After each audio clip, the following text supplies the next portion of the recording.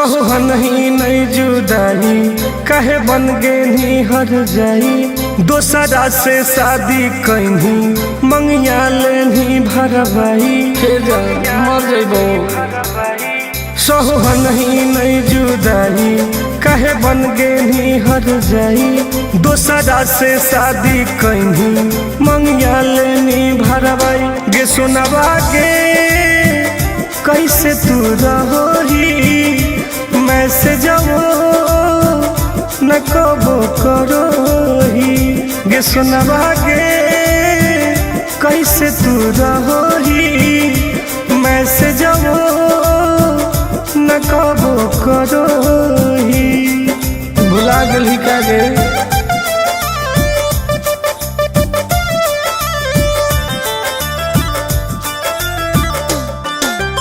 Vicky Vox.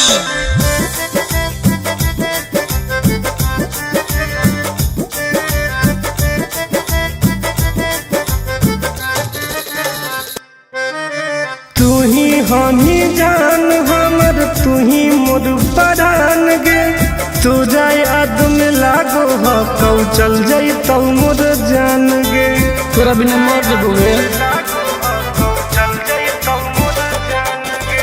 तू ही हनही जान हमर तू ही मोर परान गे तू जाए याद में लागो हो कौ चल जाई तो मोर जान गे। काहे खेलनी ऐसन खेला छोड़ दे नहीं तू अकेला घुट घुट के जियो हियो नहीं झेल पैबो झमेला के सोना बहागे कैसे तू रहोही मैसेजवो न कबो करोही गे सुनवा गे कैसे तू रहोही मैसेजवो न कबो करोही।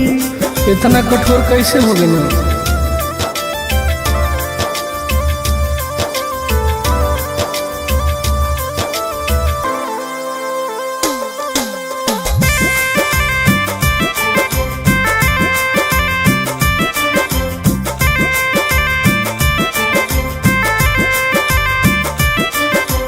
24 घंटा तोरे खाली सोचो ही बात गे कलियो की कसूर कैनी हमरा साथे घात गे बताओ।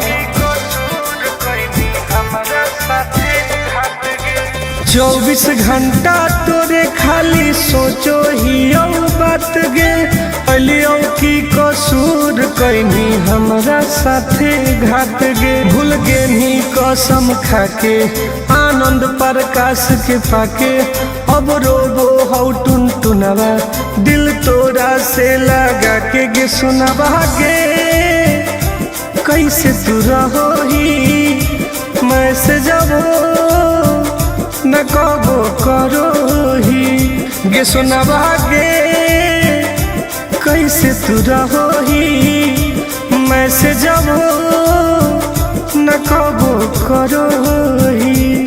इतना कठोर कैसे हो गए ना।